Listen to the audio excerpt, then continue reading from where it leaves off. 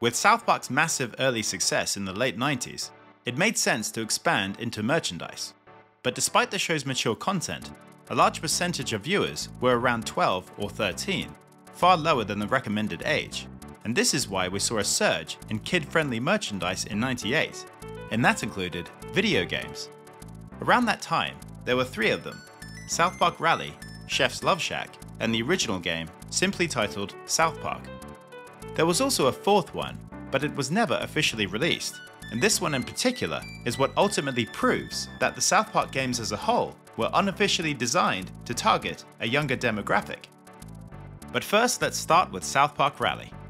This is just another racing game that capitalized on the Mario Kart craze, combining colorful graphics, whimsical characters, and chaotic gameplay, but ultimately lacked the depth and polish that fans of the genre had come to expect.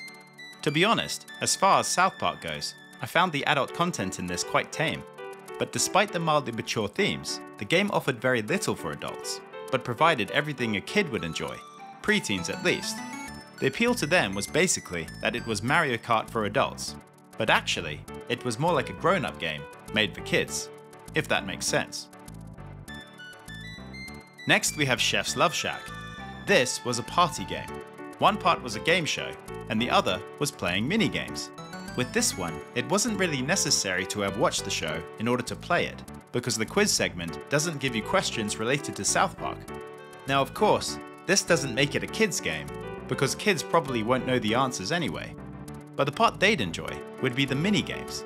So if you played the game by yourself, like I am now, the game show part was completely irrelevant. You could just guess the answer to any question so that you could move on to the mini-games as quickly as possible. Your poor score did not reflect the outcome of the game in any way whatsoever, because you always won if you were the only one playing. So of course, it was more fun to play with a friend.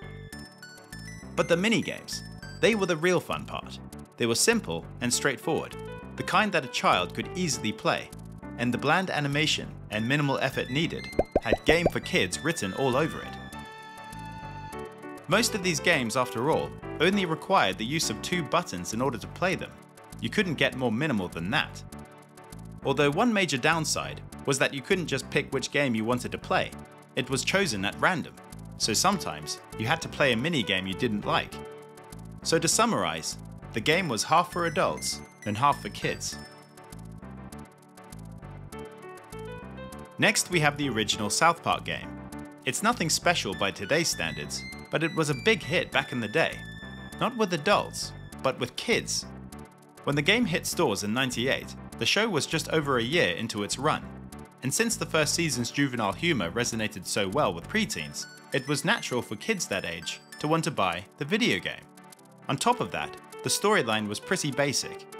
In a nutshell, an evil comet is heading towards South Park. As it gets closer, turkeys run rampant, aliens invade, and toys come alive. I mean, how is this not a kids game? The cover did have a small warning label, but why wasn't it bigger, or in red or something? It's because they wanted to ensure that it reached that broader audience, because they knew there was a market for it.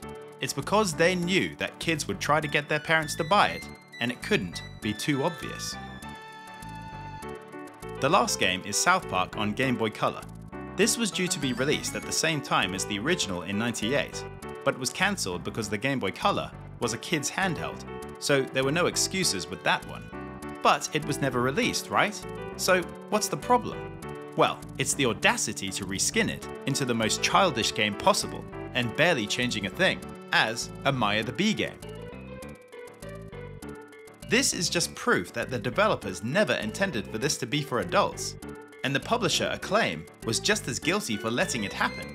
After all, the cancellation was supposedly Trey and Matt's doing anyway, not the company's, and Acclaim was responsible for the other 3 games too, so their intentions to target a younger audience have now become evident, because the Game Boy Color version reflects those intentions.